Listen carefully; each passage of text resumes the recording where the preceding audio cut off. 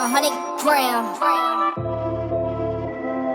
Man, it's your boy B Fresh, man. The hottest, the flyest young nigga in the motherfucking city. I'm from the motherfucking Westbank, you know what I'm saying? Gretna boy. Hell yeah. Dope. So where did you, how was growing up on the West Bank, you know, how was your family life and everything? Well, it was simple, bro. I'm saying, pretty much did live on the West Bank majority of my life. When I was younger, I did live in the third wall for a little while. My parents ain't let a nigga out. Well, my grandma ain't let me outside, so I don't really know too much about that area. But on the West Bank, bro, it was pretty cool. You know what I'm saying? I went to. It's very diverse. You know what I'm saying? I'm from Gretna, bro. It's calm. You know what I'm saying? It's police everywhere. So simple shit. Going outside and ride bikes. growing up. So did you grow up with both your parents? I heard you say grandma. Did you grow up? Yeah. So my mother, yeah, my mother and my dad kind of split up when I was like 4 maybe. So I used to go by him like on the weekends and shit like that. But I always did live with my mom. So we usually ask that question just to see, where everybody is and how do they feel like that affected them. Do you feel like that split, affected you in a bad way, or did you learn a lot from now and understand like that your mom and dad's relationship, you are able to still do whatever you want to do? I don't feel like it affected. I think it actually like kind of taught me a little bit because my dad was a good man. You know what I'm saying? I was kind of raised by my grandfather as well and my uncle. You know, they were both good men. So, like, I'm just, you know what I'm saying? I'm a good man. Nah, I ain't miss out on shit, bro, at all, bro. I was still, you know what I'm saying? My dad was still there, my mom was still there. That's all a nigga really needed. You know what I'm saying? So what, how about school? What school you went to? Like for elementary or for high school? High school. So for high school, I went to Archbishop Shaw on the West Bank. It's for those of y'all, which is most of y'all, they don't know. It's an all-boy Catholic school, bro. So it was like out of like 100 students and maybe like 10 blacks. You know what I'm saying? But that shit was cool, bro. You know what I'm saying? I don't regret going there at all. And then I did like 2 years in college. I did 2 years in college over at Suno. I was gonna go away to school. I had a scholarship. I was gonna go to LA Tech for band. I had a scholarship in band. I was gonna go to LA Tech. I was gonna go to TSU. But then my scholarship, my stepdad had passed away my senior year, bro. So I wound up staying home with my little brother and my mom's and stuff. Okay. Yeah. And I heard about, you just mentioned band. So music-wise, when do you remember your first time starting to get involved? So when I used to go with my dad's mom in the third wall and stay by her, I used to have an uncle, my Uncle Kevin. He used to be in some type of damn jazz band or like a brass band or whatever.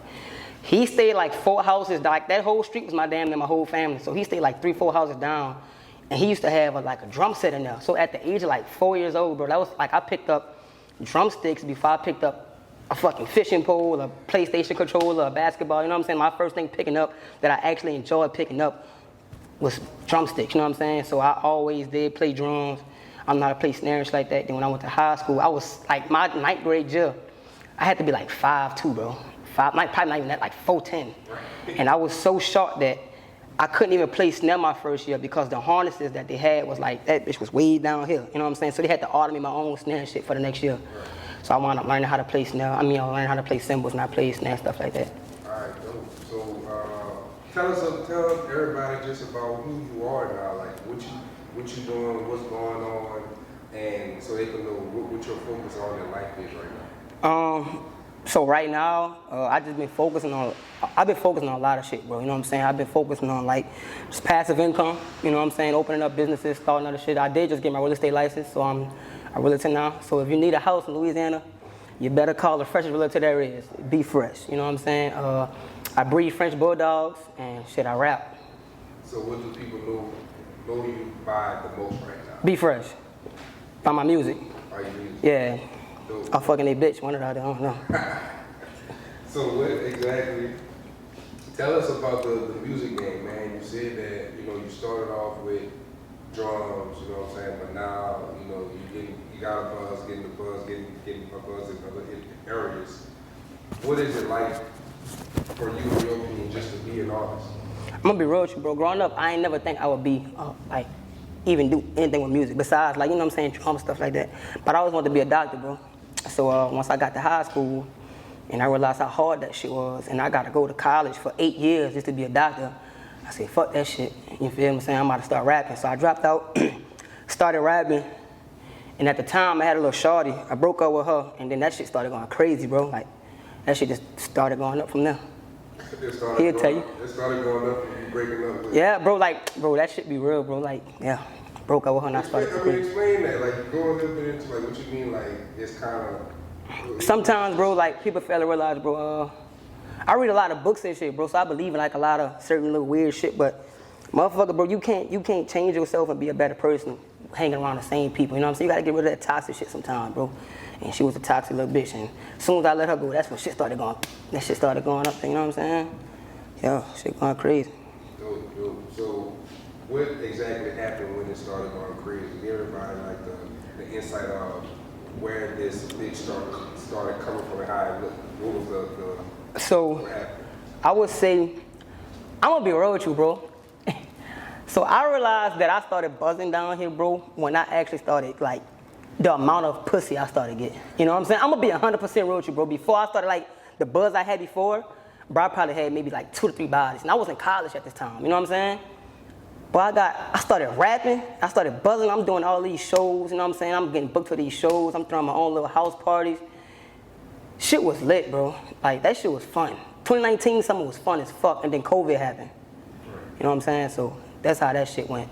So now I guess you could say I'm kind of like more focused on rebranding myself, you feel me? Rebranding. I've been making music, bro, and just rebranding myself, gang. See what I might do different. Just want to do some different shit. In your head as being an artist, what is the creative process like? Like, just actually, like, what is your creative process? What some people Like when I record my music? Yeah. I feel like it'd be like different phases for me. You know what I'm saying? So like when I first started making music, of course I wrote everything. You know what I'm saying? I wrote all my music. And then, you know, it would be times where like certain things would happen. You feel me? Like when I broke up with Shorty and shit, I made like a little, you know what I'm saying, a little love song about that. That shit started going crazy. Now I just go in the studio, bro. I drink some Bel Air, bro. I bring the pink bottle of Bel Air and I just vibe, bro. And I just freestyle. I just punch in. So you just punch in, go do what you gotta do and feel the whole vibe? I go to the studio by myself. I go to the studio with a cameraman and my engineer. That's it. I don't go to the studio with nobody.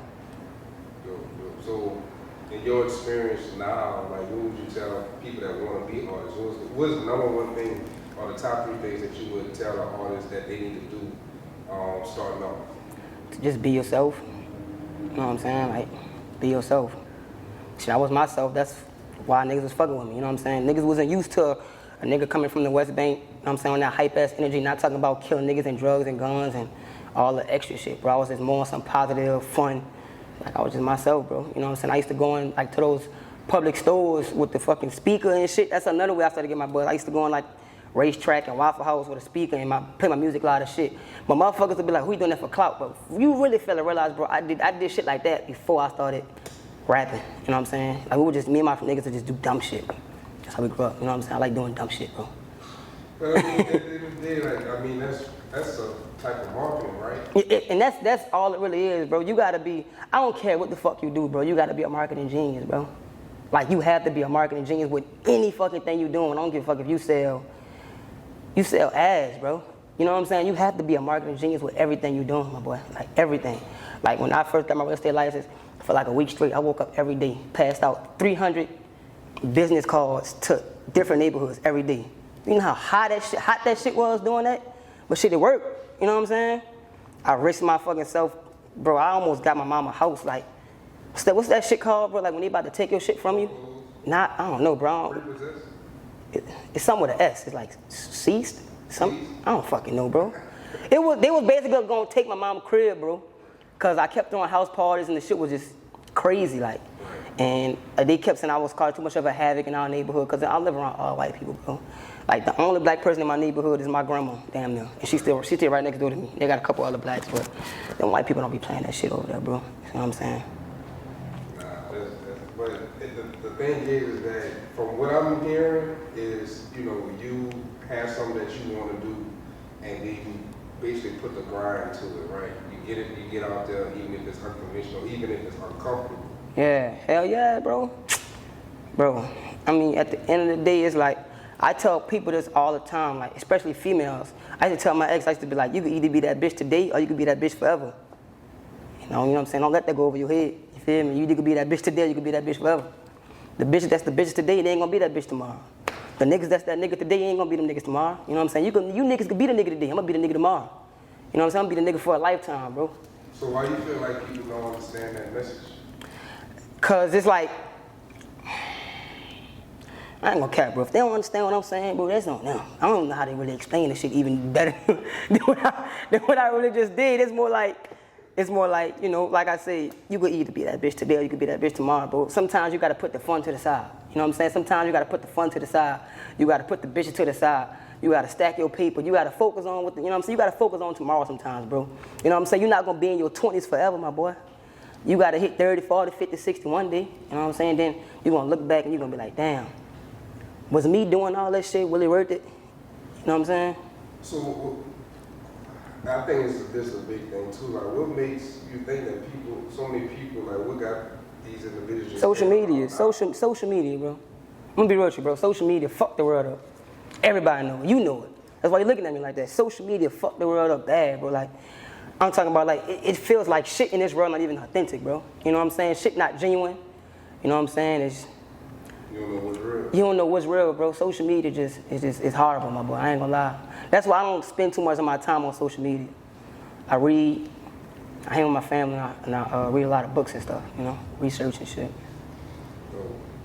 So, just a few more questions, because to me, this is a really good interview. I appreciate you for coming. Nah, for sure. Thank y'all for having me, bro. Nigga, how much these candies is, bro? These bitches this shit just looking at me. I'm about to take one of them bitches, bro. I ain't gonna lie. So, you mentioned books. What books would you recommend right now to anybody that, you know, want to be in, just want to have a good bit of knowledge to start off getting their business going? I would say David, it's a book by David Bach. His last name is like B-A-C-H. It's called Automatic Millionaire. And that was probably one of the first books I ever read. And I started to read Rich Dad, Poor Dad a little while ago, but I had stopped doing it because I started to get into other books so much. But definitely Automatic Millionaire by David Bach. It's an awesome fucking book, bro. Yeah, hell yeah, it's a crazy book. So last but not least, well, not last but not least, we got two more. What do you feel like makes New Orleans New Orleans? What makes New Orleans New Orleans? Shit. I don't know, bro. It's hard. I ain't gonna lie. Like, New Orleans ain't like no other city. Like New Orleans is no other city. It's pros and it's cons. You know what I'm saying? It's a beautiful city. You know what I'm saying? They got crawfish. You know what I'm saying? They got bitches. They got daiquiris. Drive-through daiquiris, bro. So it's crazy. So I actually just moved to Atlanta like 2 months ago. I had moved to Atlanta like 2 months ago, and I actually just moved back down here this weekend. So I'm going to get my stuff from Atlanta tomorrow. Didn't like it, huh? Didn't like it? Nah, it was cool. It's just I just got my real estate license, bro. You know what I'm saying? How the fuck am I gonna be a real estate agent in another state? You know what I'm saying? So I just came back here. But shit, what the question was again, bro? What makes New Orleans? Oh yeah. I go to a fucking Vino. Me and my cousin Vino Francois, bro. Me and this nigga take me to JR Crickets, this little wing spot. We finna leave, right? But I'm like, damn, bitch, I kinda want a little drink. I go to the bar. I get a Hennessy. I get like a little Hennessy margarita, I think. I said, I want it in a plastic cup. She was like, why? I'm like, I'm about to go. She was like, oh, you can't take it to go? I'm like, what you mean I can't take it to go? She was like, you can't take drinks to go in Atlanta. I'm like, what the fuck? I'm like, that's crazy. So I had to sit up there and down that shit, bro. Shit was crazy, but man, I don't know, bro. You gotta come down here to really see that shit. You gotta feel that shit. Right. Has anything, what could you say that it is a New Orleans thing that may be just your favorite thing, or that can only happen to you in New Orleans? I would say seafood, but I'm allergic to seafood. I gotta say Mardi Gras, bro. That shit fun as fuck. I'm not gonna cap, bro. Mardi Gras is fun as fuck. That's it. I like Mardi Gras. Besides that, you know, Second line. I don't do those type of activities, bro. I don't know, bro. I don't do those type of activities. So I have went to Super Sunday a few times. Yeah, that shit be cool, looking at the, you know what I'm saying, the ladies and shit like that. But I love Mardi Gras. I think because I like music, bro, so I enjoy the bands and shit, you know what I'm saying? The French Quarter Fest be cool. You know, the food down here different. You can leave a bar with a drink, you know what I'm saying? That's it, bro. Like I said, got its pros and its cons. So tell us about the affiliation with the Loyalty Club and what you're doing with them and how that goes for you. Bro, we doing everything, bro. We about to take over the world, bro. Like, Loyalty Club, that's like my big brothers. I met them, I don't want to say I met them. I actually met them like right before I started kind of buzzing, like 2019, like beginning of 2019. I was doing valet at a hotel, and I walked in the store. I walked in the store, and I ain't know them at the time. And I was like, man, you ever heard of this nigga named Be Fresh? They was like, nah. So I put the shit on. I put my music video on the goddamn on their little TV, and I came back the next day. I'm like, man, y'all saw the video? I was like, nigga, that was you. And then after that, bro, we just locked in. You know what I'm saying? After a while, you know, they offered me like a little, you know what I'm saying, like a little management deal and shit like that. So, you know, they managing me. Yeah, that's my brothers now, bro. It's my brothers. Shout out Blizzy and Warner. That's my brothers. They take care of me. So you say you're a rapper. What kind of rappers you got for us? I can spit some shit for y'all, man. Let me see. I just left Atlanta, finna head to New Orleans. Going through hella things, so I've been smoking hella weed. I told the bitch, come get me brain before you do, get on your knees. You might not make it back, so kiss your mom before you leave. Look, come on, that bitch, she cheated on me. I took her back, I guess that's motivation. I ain't did shit to that little boy, that nigga just hating. And plus my music's really hard, he's intimidated. He took the bitch to Outback, we went to Desi Vegas. How these niggas rapping about money that they ain't never got. How these niggas tweeting on bodies that they ain't never shot. My little nigga went caught the hottie and spent a couple blocks. I was in Miami with G-Eazy with a couple thoughts. My uncle always told me never get too comfortable. So I done did some things before my bitch would never know, including fucking on her best friend and plenty other hoes. Free my uncle out of prison, he was trapping ninja bows, and if I ever fall off, I bounce back like basketballs. To make a fucking song, but I don't need an Adderall. Yeah. You know what I'm saying? To make a fucking song, but I'm not like these other rappers, bro. I don't need to pop no motherfucking pills to make a motherfucking song, man. I don't need to do none of that. You hear me? I go in that bitch and little quick, little 1, 2. You want some more shit? I got more shit. Man, look, I got some more shit, man. I got shit for days. I can write a whole Bible with the shit I got. All right, so this is actually the last question. Facts. What would you tell your younger self with all the information that you know now? Or what would you tell like a youth? I like the first part better, what I tell myself. I would tell myself, like, when I'm 24 right now, I would tell myself to not fall in love, honestly, bro. You know what I'm saying? I would not fall in love. Not fall in love? But not fall in love too early. Fall in love, yeah, because it takes a toll from the shit that you were supposed to be focused on. You know what I'm saying? That's all bitches do, bro. It's take a toll on you, bro. I don't want to fall in love no time soon. You know what I'm saying? So if you're looking to fall in love, do not reply to my DM. So Steez, you might have a better chance for Steez than me. So let everybody know where to find you at and where to find either your music or your... Man, you can find me on Instagram, my main Instagram, you know what I'm saying, all my music and shit, _BFRESHH, YouTube, BFRESH, TikTok, Be Fresh Live. I stream video games on Twitch, Be Fresh Live. You wanna get a French Bulldog, hit me up on Instagram, Fresh Frenchies Kennel, Fresh Frenchies LLC, I apologize. You want a house, hit me up on Instagram, _Freshest Realtor. You know what I'm saying? You got a question about your bitch, hit me on Instagram, _Be Fresh. It's come polite, you know what I'm saying? Yeah, that's it. Only in New Orleans.